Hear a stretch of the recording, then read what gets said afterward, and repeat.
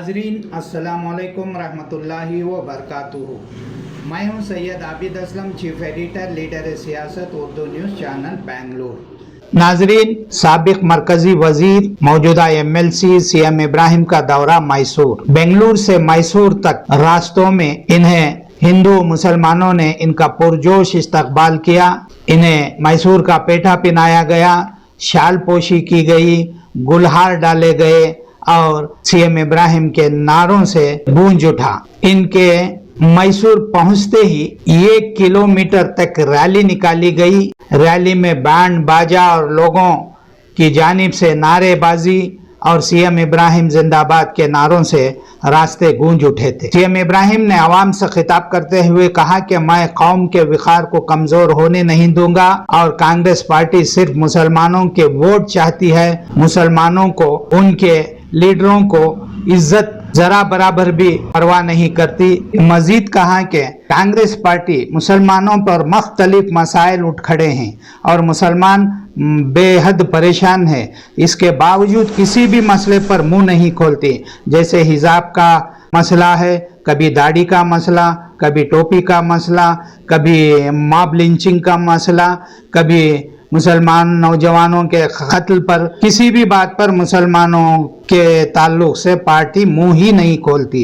इन तमाम बातों को लेकर मैं बहुत बज्जन हो गया था और मुस्लिम लीडरों को नज़रअंदाज करने से कांग्रेस पार्टी से ये बहुत ज़्यादा नाराज़ नज़र आ रहे हैं। उन्होंने कहा कि वो बहुत जल्द लिंगायत और वकलीगा फ़िरक़े के कौम के लीडरों से मुस्लिम इत्तेहाद कायम करने पर जोर दे रहे हैं और बहुत जल्द अलिंगा कॉन्फ्रेंस हिंदू मुस्लिम इत्तेहाद का एक पैगाम दुनिया भर में जाएगा।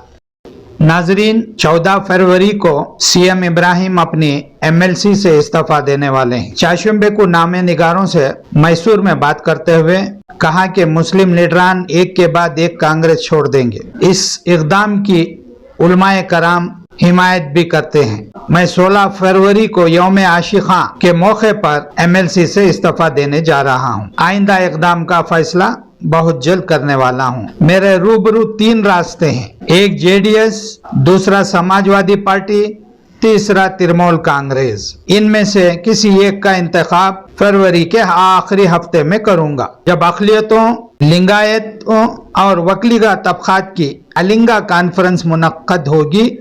कांग्रेस के साथ मेरे ताल्लुकात का दौर ख़त्म हो जाएगा। इस वक्त कांग्रेस पार्टी में अक़लियतों का कोई मुस्तक़बल नहीं है, क्योंकि कांग्रेस मुसलमानों के किसी भी मसाइल पर लड़ने के लिए तैयार नहीं, बोलने के लिए तैयार नहीं, हरकत करने के लिए तैयार नहीं, सिर्फ सुनती है और बात को वहीं ख़त्म कर देती है।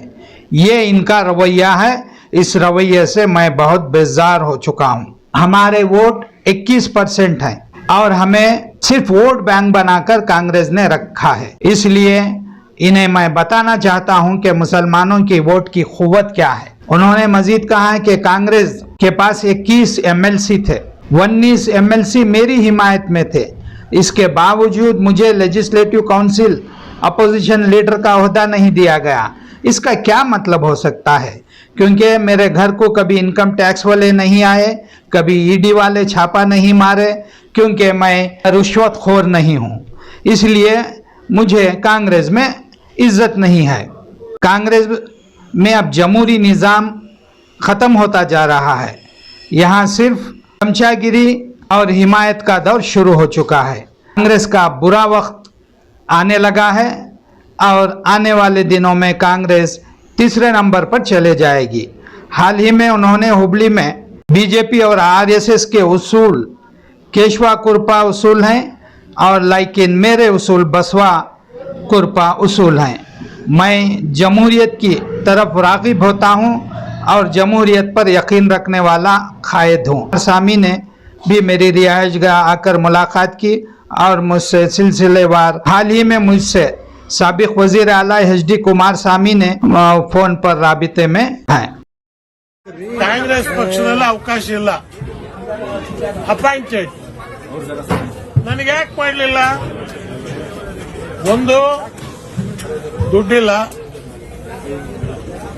ಹಣಕಾಸಿನ ಶಕ್ತಿ ಇಲ್ಲ.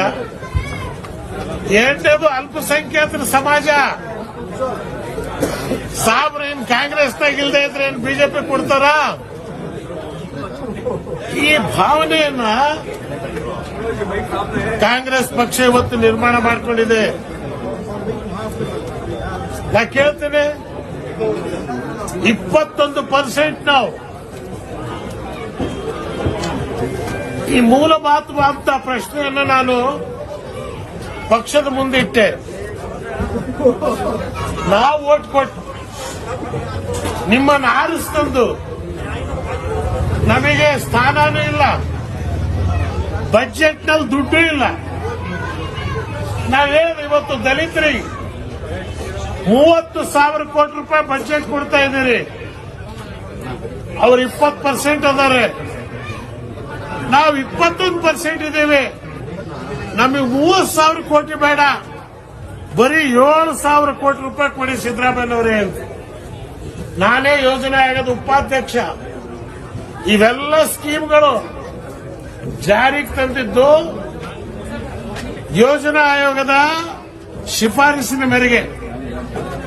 ಸಿದ್ದರಾಮಯ್ಯನವರು ಹಿಂದೆ ಮುಖ್ಯಮಂತ್ರಿ ಅಧಿಕಾರ ವಹಿಸ್ಕೊಳಕ್ ಹೋಗ್ಬೇಕಾರೆ ನಾನು, ವಿಶ್ವನಾಥ್, ರಮೇಶ್ ಕುಮಾರ್ 3 ಜನ ನಾವು ಕೂತು ಅವ್ರಿಗೆ ಸಜೆಸ್ಟ್ ಮಾಡಿದ್ವಿ, ನೀವು ಹೋಗ್ತಾ ಇದ್ದೀರಿ ಪ್ರಮಾಣ ವಚನ ಸ್ವೀಕಾರ ಮಾಡಕ್ಕೆ.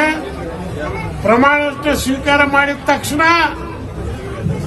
₹1 1 ಕಿಲೋ ಅಕ್ಕಿ, ಅನ್ನಭಾಗ್ಯ, ಶಿರಭಾಗ್ಯ, ಅದೇ ರೀತಿ ದಲಿತರದ್ದು, ಹಿಂದುಳಿದವರದ್ದು ಲೋನ್ಗಳನ್ನ ಮಾಫ್ ಮಾಡಬೇಕು.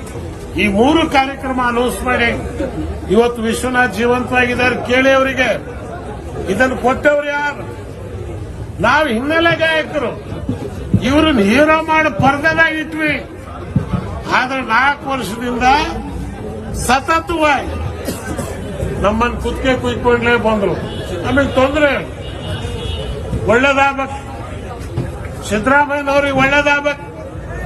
ಚಾಮುಂಡಿ ಬೈ ಎಲೆಕ್ಷನ್ ನನ್ನ ಪ್ರಾಣ ಒತ್ತೆ ಇಟ್ಟೆ ನಾನು. 250 ಓಟ್ನಲ್ಲಿ ಅವತ್ತು ನಾವು ಕೈ ಬಿಟ್ಟಿದ್ರೆ ಮುಗಿದೋಗಿತ್ತು. ಮೊನ್ನೆ ಅಸೆಂಬ್ಲಿ ಚುನಾವಣೆಯಲ್ಲಿ 22ನೇ ತಾರೀಕು ನಾನು ಹೇಳಿದೆ, ಸಿದ್ದರಾಮಯ್ಯನವರೇ ನೀವು ಚಾಮುಂಡಿಯಲ್ಲಿ ಸೋಲ್ತೀರಿ, ಕೈ ಮುಗಿತೀನಿ, ಬೇಡ ನಿಲ್ಲಬೇಡಿ. ನನ್ನ ಮೇಲೆ ವಾದ ಮಾಡಿದ್ರು. ನಾ 30,000 ಗೆಲ್ತೀನಿ, 40,000 ಗೆಲ್ತೀನಿ. ನಾನು ಹೇಳಿದೆ, ನೀವು ತಪ್ಪು ಅಭಿಪ್ರಾಯ. ಈಗ 20,000 ಜನರನ್ನ ನಾನು ಮೀಟಿಂಗ್ ಮಾಡಿ ಬಂದಿದ್ದೇನೆ. ನಾನು ಹೇಳ್ದೆ, ಆ ಮೀಟಿಂಗ್ ಅಲ್ಲಿ ಜನ ಚಪ್ಪಾಳೆ ಹೆಂಗ್ ಹೊಡಿತಾ ಇದ್ರು, ಯಾವತ್ತು ಖುಷಿ ಆದ್ರೆ ಹಿಂಗಿಂಗ್ ಹೊಡಿತಾರೆ, ಖುಷಿ ಇಲ್ಲದೆ ಇದ್ರೆ ಇದೇ ಚಪ್ಪಾಳೆ. ನಾನು ಹೇಳ್ದೆ, ಸಿದ್ದರಾಮಯ್ಯನವರೇ ಅದು ಬಂದ ಜನ ಅಲ್ಲ, ತಂದ ಜನ. ತಂದ ಜನಕ್ಕೆ ಭಾಷಣ ಮಾಡಿ ಪ್ರಯೋಜನ ಇಲ್ಲ. ದಯವಿಟ್ಟು ನಿಮಗೆ ಕೈ ಮುಗಿತೀನಿ, ಬಾದಾಮಿಗೆ ಬರ್ರಿ. ಬಾದಾಮಿಗೆ ಕರ್ಕೊಂಡೋಗಿ ನಾಮಿನೇಷನ್ ಹಾಕಿಸಿ 15 ದಿವಸ ಆಗಲೆಲ್ಲ ಹೆಲಿಕಾಪ್ಟರ್ ಹೊರಗಡೆ ತಿರುಗಾಡೋದು, ರಾತ್ರಿ ಬಾದಾಮಿಯಲ್ಲಿ ಕ್ಯಾಂಪ್ ಮಾಡೋದು. 15 ದಿವಸ ಕ್ಯಾಂಪ್ ಮಾಡಿದ್ಮೇಲೆ 1200 ಓಟಿಗೆ ಗೆದ್ರು. ನಾ ಕೇಳ್ತೇನೆ, ಅದನ್ನ ಮರ್ತು ಬಿಟ್ರ ನೀವು? ಇವತ್ತು ನೀವು ಹೇಳ್ತೀರಿ ಲೀಡ್ರು ನಾನ್ ಮಾಡಿದ್ದಲ್ಲ, ಹೈಕಮಾಂಡ್. ಹೈಕಮಾಂಡ್ ಯಾರು? ಸೋನಿಯಾ ಗಾಂಧಿ ಅವರ, ರಾಹುಲ್ ಗಾಂಧಿ ಅವರ? ನೀವು ನಾಯಕರು ತಾನೆ. ನಿಮ್ಮ ಸಲುವಾಗಿ ನಾನು ದೇವೇಗೌಡರನ್ನ ಬಿಟ್ಟು ಬರಲಿಲ್ಲ. ನನ್ನ ಪ್ರಾಣ ನಿಮ್ಮ ಸಲುವಾಗಿ ನಾನು ತ್ಯಾಗ ಮಾಡಕ್ ನಿಂತಿಲ್ಲ. ನೀವು ಕೂಡ ಹೌದು, ಇಬ್ರಾಹಿಮಿಗೆ ಅನ್ಯಾಯ ಮಾಡಿದಿರಿ, ಅನ್ಯಾಯ ಸರಿ ಮಾಡಿದವರ ತನಕ ನಾನು ಈ ಪದವಿಯಲ್ಲಿ ಇರಲ್ಲ ಅಂತೇಳಿ ನೀವು ರಾಜೀನಾಮೆ ಕೊಟ್ಟಿದ್ರೆ ಈ ರಾಜ್ಯದಲ್ಲಿ ನೀವು ಹೀರೋ ಆಗ್ತಾ ಇದ್ರಿ. ಅದಕ್ಕೆ ಅದು ಮಾಡೋ ಬದಲು ನನ್ನನ್ನು ಮುಗಿಸಕ್ ಡೆಪ್ಟಿ ಲೀಡರ್ ಅಂತ ಹೇಳಿ ಪ್ಯಾಂಟ್ ಕೊಡ್ಲಾರ್ದೆ ಚಡ್ಡಿ ಕೊಟ್ಟು ಖಾದರಿಗೆ ಡೆಪ್ಟಿ ಲೀಡರ್ ಮಾಡಿ ಕುಂದಿರಿಸಿದ್ರ. ಇದರಿಂದ ನೀವು ಅಲ್ಪಸಂಖ್ಯಾತರ ಕಣ್ಣಿಗೆ ಮಣ್ಣು ಹಾಕ್ಬೋದು ಅಂತ ನೀವು ತಿಳ್ಕೊಂಡಿದ್ದೀರ? ಸಾಧ್ಯವೇ? ಅಂತ ವಿರೋಧ ಪಕ್ಷದ ನಾಯಕರು ನೀವು ತನ್ವೀರ್ ಸೇಠಿ ವಿರೋಧ ಪಕ್ಷದ ನಾಯಕರು ಮಾಡಿ ಹಾಗಲ್ವಾ? ಖಾದರ್ ಅವರಿಗೆ ಕೆಪಿಸಿಸಿ ಪ್ರೆಸಿಡೆಂಟ್ ಮಾಡಿ ಆಗಲ್ವಾ? ನಾವು ಬರೀ ಓಟ್ ಹಾಕೋ ಮಿಷಿನ್ಗಳ ನಿಮಗೆ? ಇದನ್ನ ನಾವು ಕೇಳಿದ್ರೆ ನಿಮಗೆ ಸಿಟ್ಟು. ಇವ್ರು ಕೇಳ್ತಾ ಇದಾರೆ, ಮುಗಿಸ್ಬಿಡಿ. ಇವ್ರಿಗೆ ಎಂತವ್ರು ಬೇಕು? ಚೀಲ ಹಿಡ್ಕೊಂಡಿರ್ಬೇಕು. ಆರೆ ಅಂದ್ರೆ ಆ, ಜಾರೆ ಅಂದ್ರೆ ಜಾ. ಇದನ್ನ ನೀವು ಸಿಎಂ ಇಬ್ರಾಹಿಂ ಇಂದ ಎಕ್ಸ್ಪೆಕ್ಟ್ ಮಾಡಕ್ ಸಾಧ್ಯವಿಲ್ಲ. ಟಿಪ್ಪು ಸುಲ್ತಾನ್ರು ಹುಟ್ಟಿರೋ ಭೂಮಿಯಲ್ಲಿ ಹುಟ್ಟಿರ್ತಕ್ಕಂಥವ್ರು ನಾವು. ಇವತ್ತು 21% ಇದ್ದೇವೆ ಕರ್ನಾಟಕ.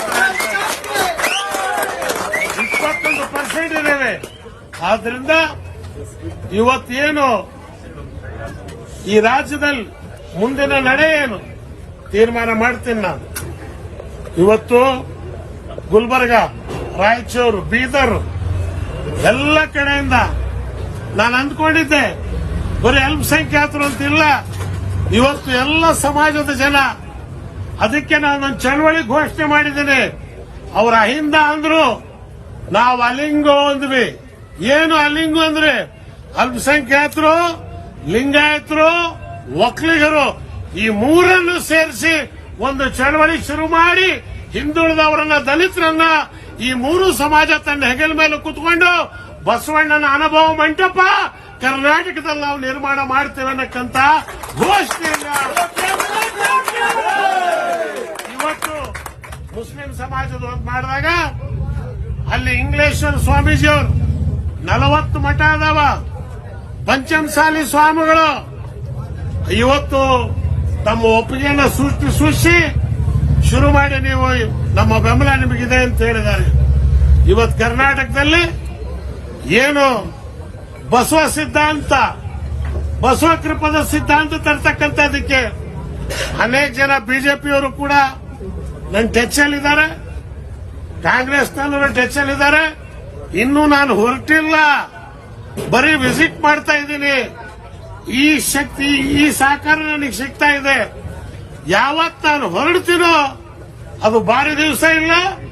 ಫೆಬ್ರವರಿ 14ನೇ ತಾರೀಕಿಂದ ಸ್ಪಷ್ಟವಾದಂತ ಒಂದು ನಿರ್ದೇಶನವನ್ನು ಈ ರಾಜ್ಯದ ಜನತೆ ಕೊಡ್ತೇವೆ.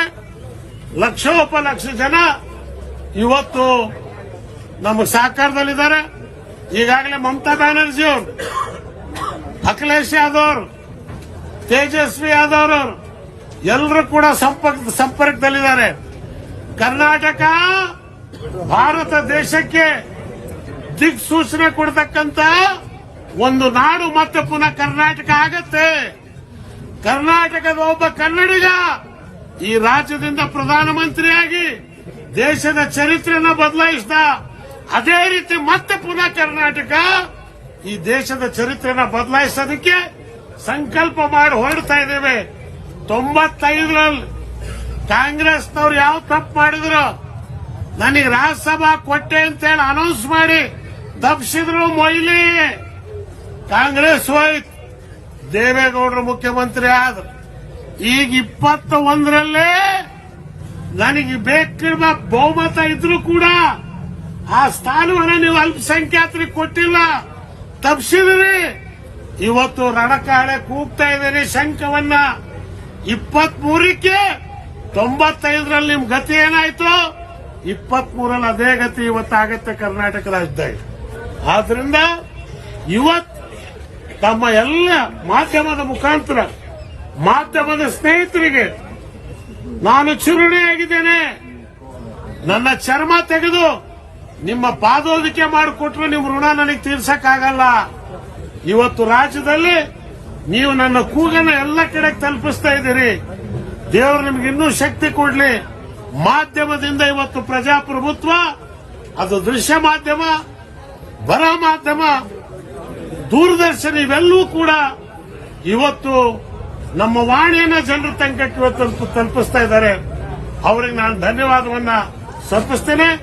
ನಾಡದ್ದು ಗುಲ್ಬರ್ಗ, ರಾಯಚೂರು, ಬೀದರು ಪ್ರವಾಸ ಮಾಡ್ತಾ ಇದ್ದೇವೆ. ಎಲ್ಲ ಕಡೆಯಿಂದ ಸಾವಿರಾರು ಫೋನ್ ಬರ್ತಾ ಇದ್ದಾವೆ. ಈಗಾಗಲೇ ಇದು ಮೈಸೂರು ನಗರ ಬರೀ 2 ವಾರ್ಡ್ ಮೀಟಿಂಗ್, ಇದು ಮೈಸೂರು ಸಿಟಿದು ಅಲ್ಲ. ಅಲ್ಲಿ ಸಾವಿರಾರು ಜನ ಕಾರ್ಯಕರ್ತರು ರಸ್ತೆಯಲ್ಲಿ, ಅಲ್ಲಿ ಎಲ್ಲ ಪಾರ್ಟಿಯವರು, ಜೆಡಿಎಸ್ನವರಿದ್ದಾರೆ, ಕಾಂಗ್ರೆಸ್ನವರಿದ್ದಾರೆ, ಎಸ್ಡಿಪಿ ಅವರಿದ್ದಾರೆ, ಬಿಜೆಪಿ ಕಾರ್ಯಕರ್ತರು ಕೂಡ ಬಂದು ಹಾರ ಹಾಕಿದ್ದಾರೆ. ಯಾಕಂದ್ರೆ ನಾವು ಇವತ್ತಿನ ದಿವಸ ಸರ್ವರಿಗೂ ಸಮಪಾಲು, ಸರ್ವರಿಗೂ ಸಮಬಾಳು. ಆ ಧ್ಯೇಯವನ್ನು ಇಟ್ಕೊಂಡು ಹೋರಾಟ ಮಾಡ್ಕೊಂಡು ಬಂದಿರತಕ್ಕಂಥವ್ರು. ಅದಕ್ಕೆ ತಮ್ಮೆಲ್ಲರ ಸಹಾಯ ಸಹಕಾರ ಮಾಧ್ಯಮದವ್ರದ್ದು ನಾನು ಇರಲಿ ಅಂತೇಳಿ ನಾನು ಯಾರಿಗೂ ಟೀಕೆ ಮಾಡಲ್ಲ. ಪಾಪ ಶ್ರೀಮಾನ್ ಸಿದ್ದರಾಮಯ್ಯನವ್ರು ಹೇಳ್ತಾರೆ ಇಬ್ರಾಹಿಂ ಸಾಹೇಬ್ರು ಎಲ್ಲೂ ಹೋಗಲ್ಲ ಅಂತ. ಅವರ ಆಸೆಗೆ ನಾನು ಸಂತೋಷ ವ್ಯಕ್ತಪಡಿಸ್ತೇನೆ. ಆದ್ರೆ ಇವತ್ತು ಕಾಲ ನನ್ನ ಕೈಯಾಗಿಲ್ಲ. ನನ್ನ ಫಸ್ಟ್ ಟೈಮ್ ಮುಸ್ಲಿಂ ಸಮಾಜದ ಗುರುಗಳು 70 ವರ್ಷದ ಇತಿಹಾಸದಲ್ಲಿ ಫಸ್ಟ್ ಟೈಮ್ ಮೀಟಿಂಗ್ ಮಾಡಿ ಕಾಂಗ್ರೆಸ್ ವಿರುದ್ಧ ಇವತ್ತು ಧ್ವನಿ ಎತ್ತಿದ್ದಾರೆ. ಮೊನ್ನೆ 3 ದಿವಸದಿಂದ ಪತ್ರಿಕೆಯಲ್ಲಿ ಬಂತು. ಈಗ ಡಿಸಿಷನ್ ತಗೊಳ್ಳೋದು ನನ್ನ ಕೈಯಾಗ ಉಳಿದಿಲ್ಲ, ಅವ್ರ ಕೈಯಾಗ ಉಳಿದದ. ಆದ್ರಿಂದ ಇವತ್ತು ಜನ ಏನು ಬೆಂಬಲ, ನಮ್ಮ ಹತ್ರ ದುಡ್ಡಿಲ್ಲ, ಇದು ತಂದ ಜನ ಅಲ್ಲ, ಬಂದ ಜನ. ಇಲ್ಲಿ ಈ ಜನ ಇಷ್ಟಪಟ್ಟು ಪ್ರೀತಿಯಿಂದ ಇವತ್ತೇನು ಬರ್ತಾ ಇದ್ದಾರೆ. ನಾನು ಜನರಿಗೆ ಚುನಾವಣೆ ಆಗಿದ್ದೇನೆ ಅಂತ ಹೇಳಿ ಎಲ್ಲ ಮಾಧ್ಯಮದ ಸ್ನೇಹಿತರಿಗೆ ನಾನು ವಂದಿಸ್ತೇನೆ. ಜೈ ಹಿಂದ್, ಜೈ ಕರ್ನಾಟಕ. ಡಿ ಕೆ ಶಿವಕುಮಾರ್ ಮತ್ತೆ ಸಿದ್ದರಾಮಯ್ಯನವರು ಬಹಳ ಇದೆ ಇರೋದು ಜಾಹೀರ. ನಿಮಗೆ ಪರಿಷತ್ ವಿಪಕ್ಷ ಸ್ಥಾನ ತಪ್ಪಿದ್ದು ಸಿದ್ದರಾಮಯ್ಯನವರ ಡಿ ಕೆ ಶಿವಕುಮಾರ್ ಅವರು ಸ್ಪಷ್ಟಪಡಿಸಿ. ಅದು ಅವರಿಬ್ರು ಹೇಳ್ಬೇಡಿ ಯಾರು ಅಂತ. ಅಲ್ಲಲ್ಲ, ನೀವು ಈಗ ಅವರಿಬ್ಬರೇ ಹೇಳ್ಬೇಕು ಯಾರು ತಪ್ಪಿಸಿದ್ರು ಅಂತೇಳಿ. ತಪ್ಪಿದ್ದಂತೂ ನನಗೆ. ಈಗ ಅವ್ರು ಹೇಳ್ತಾರೆ ಡೆಲ್ಲಿಯವ್ರು ತಪ್ಪಿಸಿದ್ರು ಅಂತ, ಡೆಲ್ಲಿಯವ್ರು ಹೇಳ್ತಾರೆ ಇವ್ರು ಬರ್ದು ಕೊಟ್ರು ಅಂತ. ಸೊ ಹಾಗಾಗಿ ನನಗೆ ತಪ್ಪಿತು. ಈಗ ನನಗೆ ಮುಂದೆ ಉಳಿದಿರ್ತಕ್ಕಂಥ ಮಾರ್ಗ ಹೋರಾಟ. ಈಗಾಗಲೇ ಇವತ್ತು ಸುತ್ತೂರು ಸ್ವಾಮಿಗಳನ್ನು ನೋಡ್ತಾ ಇದ್ದೇನೆ, ಶ್ರೀನಿವಾಸ್ ಪ್ರಸಾದ್ ಅವರಿಗೂ ಮಾತಾಡ್ತಾ ಇದ್ದೇನೆ, ವಿಶ್ವನಾಥ್ ಅವ್ರ ಜೊತೆಗೆ ನೇರ ಸಂಪರ್ಕದಲ್ಲಿದ್ದೇನೆ. ಇವತ್ತು ಒಂದು ವಾತಾವರಣ ಕರ್ನಾಟಕ ರಾಜ್ಯದಲ್ಲಿ ನಿರ್ಮಾಣ ಆಗ್ತಾ ಇದೆ. ಡೆಫಿನೆಟ್ಲಿ ಇದು ಫೋರ್ಸ್, ಡೆಮೋಕ್ರೆಟಿಕ್ ಫೋರ್ಸ್ ಕರ್ನಾಟಕ ರಾಜ್ಯದಲ್ಲಿ ಉಳಿಯುತ್ತೆ.